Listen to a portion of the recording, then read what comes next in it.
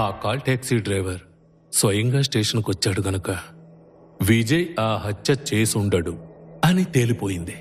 అర్జున్ వాడు పేకాట్లో డబ్బు గెలుచుకున్నాడు అంటే వాడు ఆకాష్ని హత్య చేయాల్సిన అవసరమే లేదు కదా.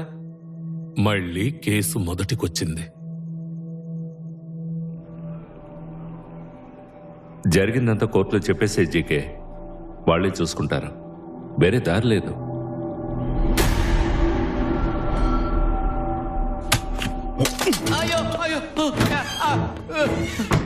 ఆ తర్వాత డిపార్ట్మెంట్ కూడా ఏమీ చేయలేకపోయింది. 8 నెలలు కేసు నడిచింది. చివరికి తీర్పు చెప్పే రోజు వచ్చింది. CC 225/2017 విజయ్ అర్జున్ రండి.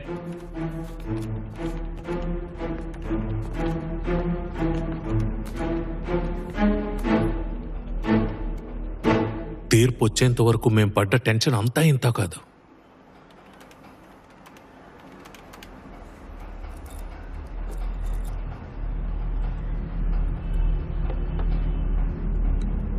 మీరిద్దరూ ముందుకు రండి.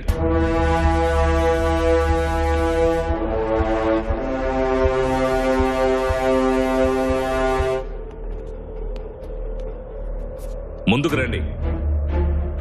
రండి, మీరు రండి.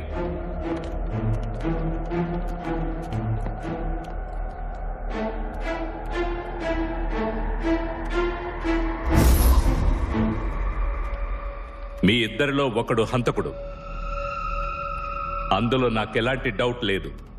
ఎన్నో వాయిదాలు తీసుకున్నా కూడా హంతకుడు ఎవరనేది కోర్టు ముందు నిరూపించలేకపోయారు. అదే సమస్య. నేరస్తుడిని జైలుకు పంపాలనే ఉంది, ఎవరో తెలియకుండా ఎలా పంపేది?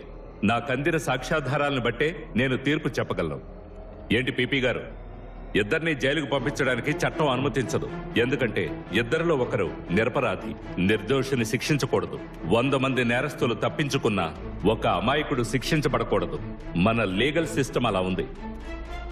ఈ ఇద్దరిని విడుదల చేయడం తప్ప వేరే దారి లేదు. జడ్జిమెంట్ విని మేమందరం షాక్ అయ్యాము. కోర్టు ఇలాంటి తీర్పిస్తుందని మేమెవ్వరూ అనుకోలేదు. మీరేగా ఐవో? అవును సార్. మీ డిపార్ట్మెంట్ కి ఇది బ్లాక్ మార్క్. ఇద్దరిలో ఒకడు హంతకుడని తెలుసు కూడా వదిలేయాల్సి వస్తోంది. ఇద్దరిని విడుదల చేశారు, మరి హత్య చేసింది ఎవరు సార్?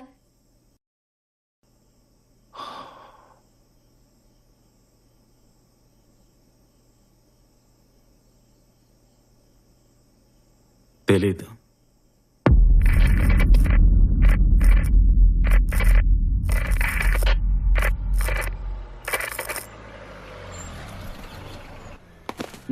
మేడం, థింగ్స్ అన్ని కొత్త పోలీస్ స్టేషన్ కి తీసుకువెళ్ళాలి. మీ టేబుల్ కొంచెం క్లియర్ చేయరా?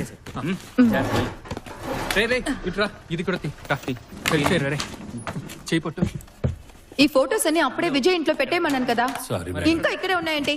ఇది మిస్ అయింది మేడం. సార్ పడతాం.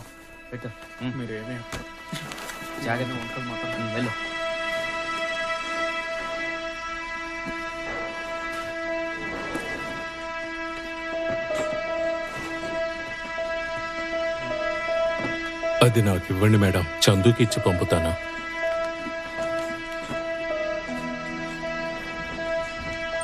ఏమైంది మేడం?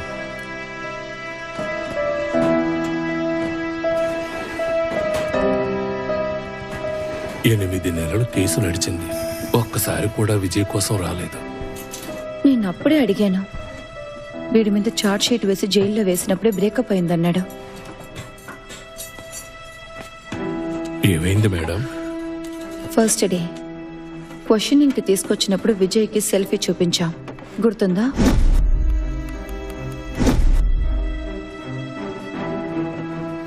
గుర్తుందా? ఆ ఫోటోను చూడగానే వాడు సైలెంట్ అయ్యాడే తప్ప అది నేను కాదు, నా ట్విన్ బ్రదర్ అని వాడు చెప్పలేదు.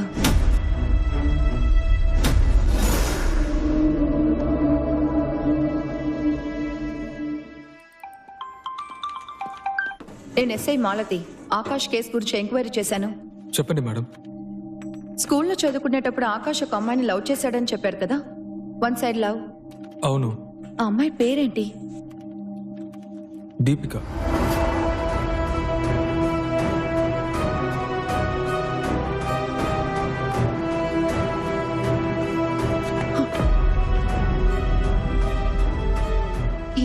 పాయింట్ని మిస్ చేస్తున్నావు హెడ్. కళ్ళ ముందే ఉంది, కానీ ఏంటో తెలియట్లేదు.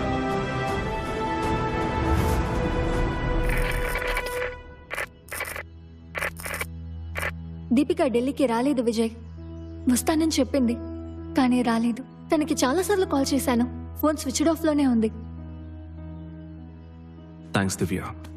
విజయ్, ఈ విషయం నీకు ఎలా చెప్పాలో తెలియట్లేదు.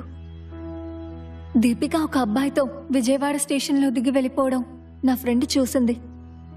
It seems like they were hugging. ఈ విషయం నీకు చెప్పకూడదని అనుకున్నాను. అదేం లేదు దివ్య, యు మిస్టేకెన్. కళ్ళతో చూశారు విజయ్. దీపిక అలాంటి అమ్మాయి కాదు. Forget her Vijay. Stop torturing your self. తను మిస్ అవ్వలేదు, వెళ్ళిపోయింది. వాళ్ళ అమ్మ కూడా తనని వెతకడం మానేసింది. నువ్వొక్కడివే తన కోసం వెతుకుతున్నా. ఒక అబ్బాయితో వెళ్ళిందని చెప్పావు కదా, ఆ అబ్బాయి ఎవరు? దీపికాకి క్లాస్మేట్, స్కూల్లో, పేరు ఆకాష్.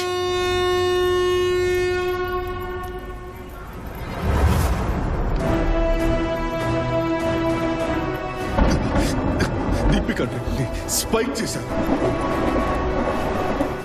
తనకి స్పృహ తప్పింది. గెస్ట్ హౌస్ కి తీసుకెళ్లి 2 రోజులు నా పెళ్ళంగా ఉంచుకున్నాను. ఆ తర్వాత చంపేశాను. Drug overdose. 10 lakhs ఇచ్చా. కేసు బయటికి రాలేదు. నువ్వు వచ్చి కాపాడతావన్న నమ్మకంతో అది వెయిట్ చేసింది.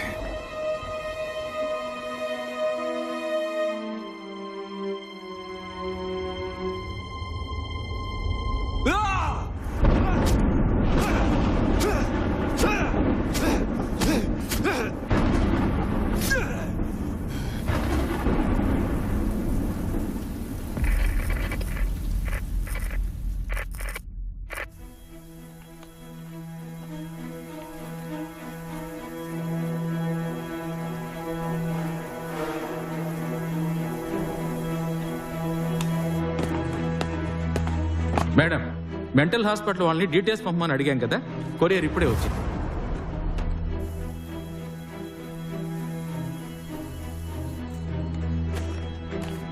అందరి రికార్డ్స్ ఉన్నాయట, వీళ్ళది మాత్రం మిస్సింగ్. గాయపడ్డ డాక్టర్ గారి పర్సనల్ ఫైల్లో ఒక కాపీ దొరికింది, అదే మనకు పంపారు మేడం. మెంటల్ హాస్పిటల్లో ఉన్నదెవరు? అర్జున, విజయ? ఇద్దరు ఉన్నారు. విజయ్ 3 నెలలు ఉన్నాడు, అర్జున్ సంవత్సరం ఉన్నాడు. 10వ క్లాస్ చదివేటప్పుడు ఒకరినొకరు చంపుకునేంత ఆవేశంగా కొట్టుకున్నారు మేడం. ఆ లాస్ట్ పేరా మీరు చదివారా మేడం? ఆ డాక్టర్ తనే స్వయంగా అందులో రాశారు. వాళ్ళ మధ్య ఎన్ని గొడవలున్నా సమస్య వస్తే మాత్రం ఇద్దరు కలిసిపోతారని రాసింది.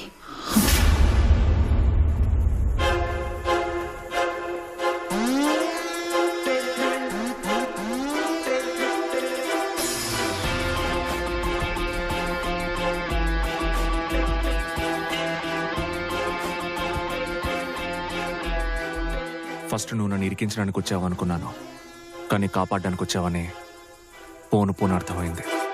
ఏంటి గాయం?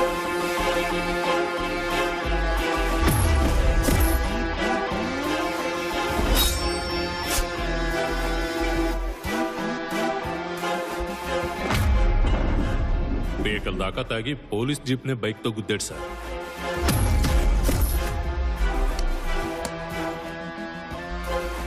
డ్రంక్ అండ్ డ్రైవ్ కేసులో దొరికాడు సార్. ఎవరు గుద్దారయ్యా? ఆకాష్ని నువ్వు చంపడానికి 4 రోజుల ముందు నుంచే నువ్వు వాడిని వెతుకుతున్నావని నాకు తెలిసింది. ఎవిడెన్స్ని అరెస్ట్ చేసావు, కానీ నువ్వు ఇన్వెస్టిగేషన్ని ఫాలో అవ్వలేదు. నేను ఫాలో అయ్యా. నువ్వెలాగూ దొరికిపోతావని నాకు తెలుసు. ఎయిర్ టైట్ కేస్, జీవిత ఖైదు లేదా ఉరి.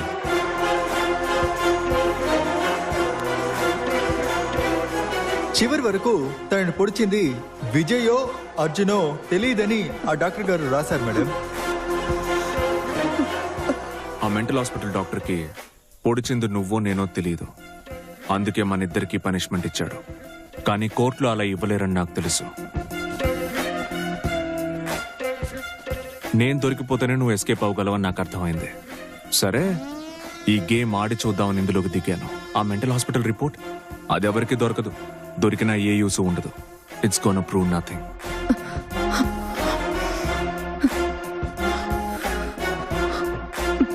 ఆ జీకే నిన్ను ఫ్రేమ్ చేయడానికి ఏ ఎక్స్ట్రీమ్ కైనా వెళ్తాడని నాకు తెలుసు.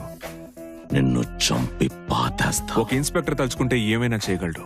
వాడు పేకలో కింగ్ లాంటోడు. ఆ కింగ్ ను పడేయడానికి ఒక ట్రంప్ కార్డ్ అవసరమైంది. మాలతీని స్టడీ చేశాను. ఏం జరిగింది మేడం? స్టేషన్లోకి ఎంటర్ అయినప్పటి నుంచి నన్ను అడ్డం పెట్టుకుని గేమ్ ఆడాడు. నా కాన్సన్ట్రేషన్ విజయ్ మీదకి వెళ్లకుండా చేశాడు. తను ఆల్రెడీ 2 నిరపరాధుల్ని కాపాడిందని తెలుసుకున్నాను. కాయిన్ సరిగ్గా మూవ్ చేస్తే నీకు హెల్ప్ చేస్తుంది అనిపించింది. ఆ కాల్ టాక్సీ డ్రైవర్ నేను అరేంజ్ చేసిన విట్నెస్ అని మీకు నాకు తప్ప ఇంకెవరికీ తెలీదు. తెలియకూడదు. మాలతి ఈ కేసును వదిలిపెట్టదు. ఎలాగైనా కనిపెట్టేస్తుంది. ఈ పాటికి నిజం తెలిసిపోయి ఉంటుంది. ఏమంటున్నారు మేడం? ఎవరు గేమ్ ఆడారు? ఈ కేసుని తను మళ్ళీ ఓపెన్ చేయడం కుదరదు. నీకోసం దొంగ సాక్షిని ఏర్పాటు చేసింది. ఓపెన్ చేస్తే దొరికిపోతుంది. అంతే, ఈ కేసు క్లోజ్ అయినట్టే. చెప్పండి మేడం, అసలు నేరస్తుడెవరు? నిజం ఎప్పటికీ బయటికి రాదు.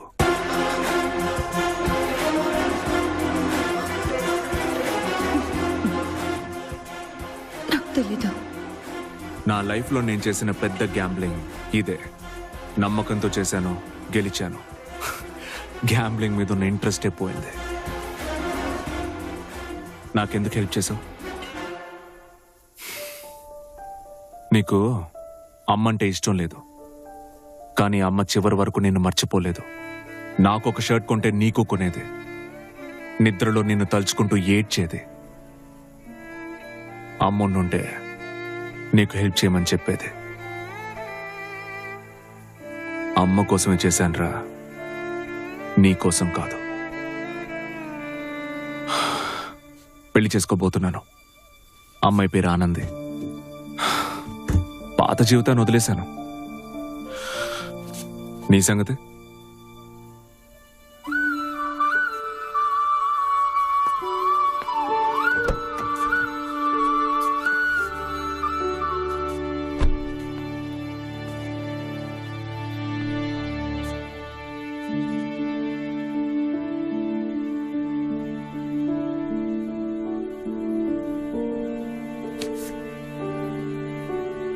నా ప్రాపర్టీస్ అన్ని అమ్మేశాను. బాంబే వెళ్తున్నాను. అక్కడి నుంచి కోపెన్హాగన్. తిరిగి వచ్చే ఐడియా లేదు. మనం కలవడం ఇదే చివరిసారి.